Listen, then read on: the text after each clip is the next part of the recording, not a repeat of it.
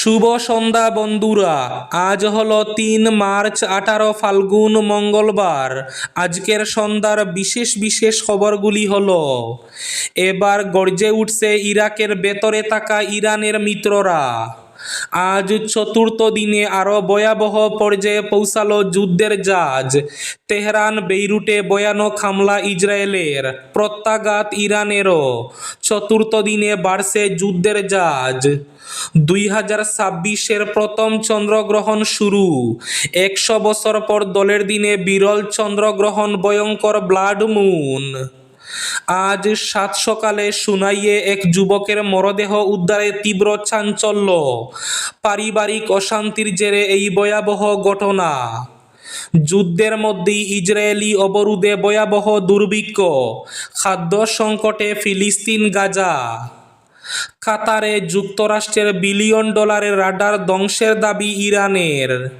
এদিকে রিয়াদে অবস্থিত যুক্তরাষ্ট্রের দূতাবাসে 2টি ড্রোন হামলা চালানো হয়েছে।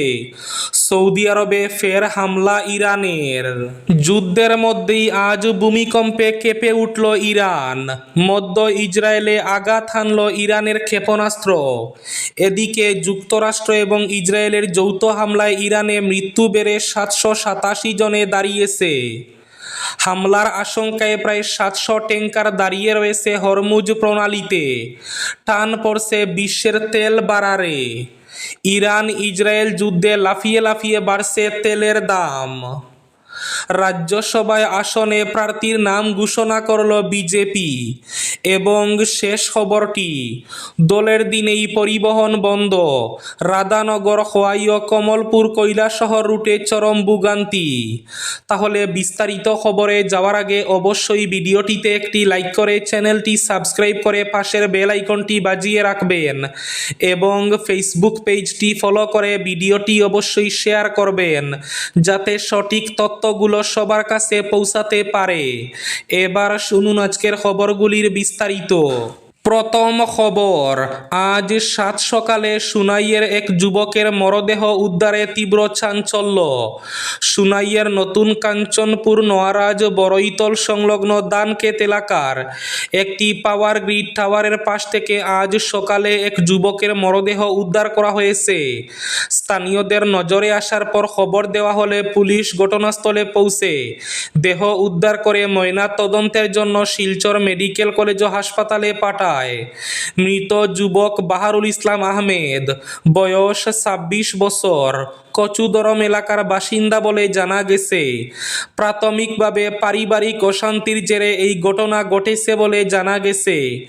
ঘটনায় এলাকায় ব্যাপক চাঞ্চল্যের সৃষ্টি হয়েছে।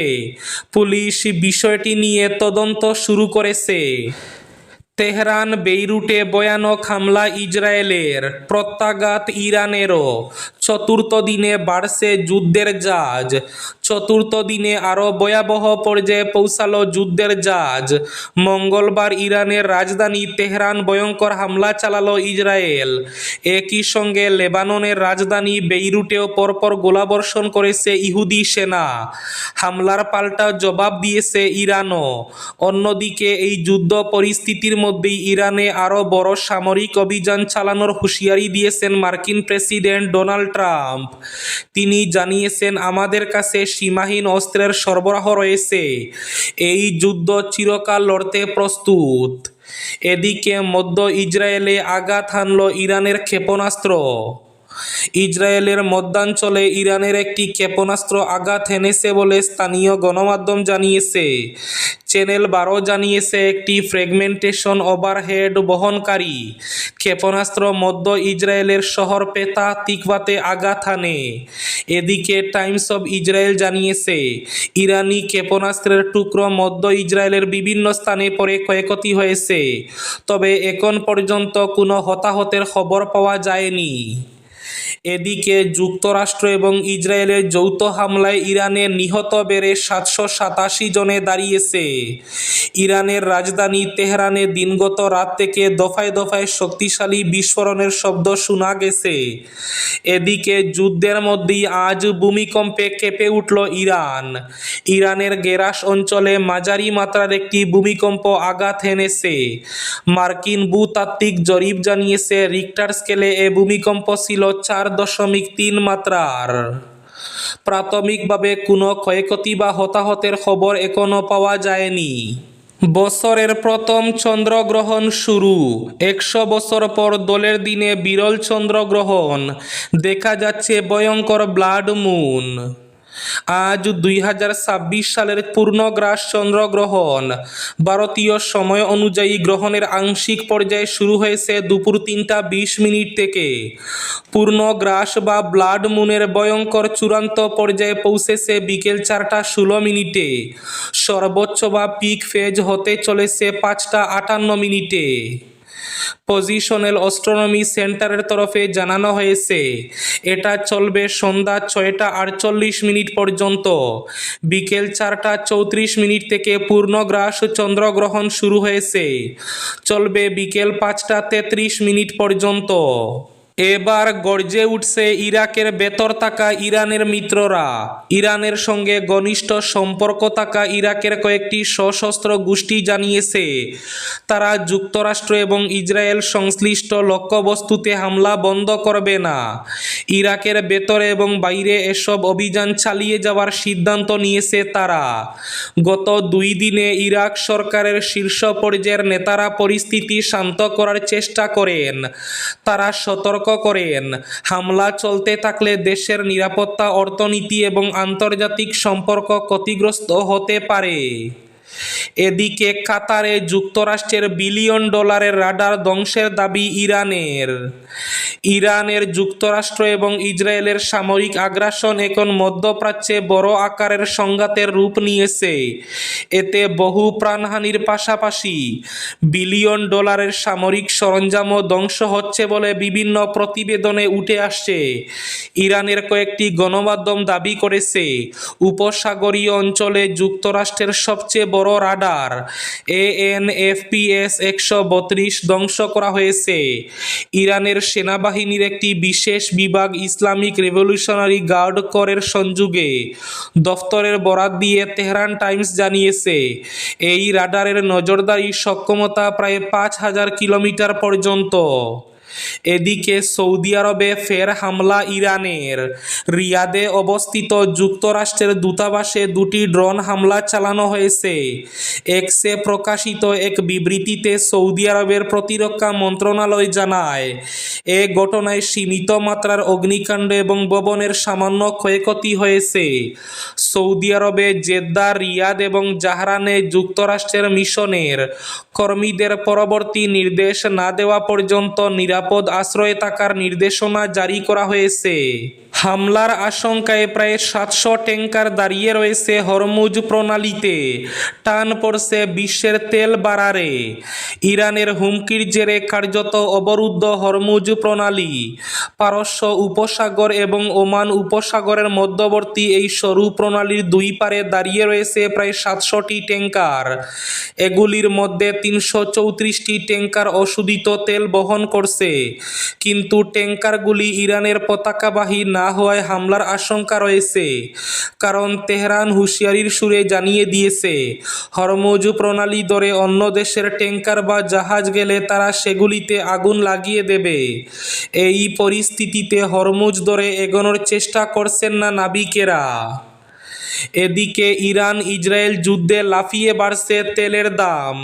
বিশ্ব রাজনীতিতে যখন যুদ্ধের দামামা বাজে তখন তার আঁচ এসে পড়ে সাধারণ মানুষের পকেটে। বর্তমানে মধ্যপ্রাচ্য বা পশ্চিম এশিয়ার অস্থির পরিস্থিতি বিশ্বজুড়ে তেলের বাজারে আশঙ্কার কালো মেঘ তৈরি করেছে। এদিকে ইরান ইসরায়েল সংঘাতের ফলে জ্বালানি সরবরাহ বিঘ্নিত হওয়ার ভয়। অন্যদিকে চড়া দাম এই দুই সাঁড়াশি চাপে ভারত। এদিকে এবার সংকটে পড়েছে ফিলিস্তিন গাজা। যুদ্ধের মধ্যেই ইসরায়েলি অবরোধে ভয়াবহ দুর্ভিক্ষ, খাদ্য সংকটে ফিলিস্তিন গাজা। ইরানের সঙ্গে চলমান যুদ্ধের প্রেক্ষাপটে গাজার সমস্ত সীমান্ত পারাপার অনির্দিষ্টকালের জন্য বন্ধ করে দিয়েছে ইসরায়েল। দীর্ঘ 2 বছরের বেশি সময় ধরে চলা যুদ্ধের ক্ষত কাটিয়ে না উঠতেই এই নতুন অবরোধ গাজার 20 লাখ বাসিন্দাকে এক ভয়াবহ দুর্ভিক্ষ এবং মানবিক বিপর্যয়ের মুখে ঠেলে দিয়েছে। রাজ্যসভার আসনে প্রার্থীর নাম ঘোষণা বিজেপির। বিজেপি অসম থেকে রাজ্যসভার 2টি আসনের জন্য প্রার্থীর নাম ঘোষণা করেছে। ঘোষিত প্রার্থীদের মধ্যে রয়েছেন তেরস গোয়ালা এবং যোগেন মোহন। এই ঘোষণার সঙ্গে সঙ্গেই একটি বিষয় কার্যত নিশ্চিত হয়ে গেল যে আগত বিধানসভা নির্বাচনে দুলিয়াজান এবং মাহমরা কেন্দ্র থেকে বিজেপি নতুন মুখকে প্রার্থী করবে।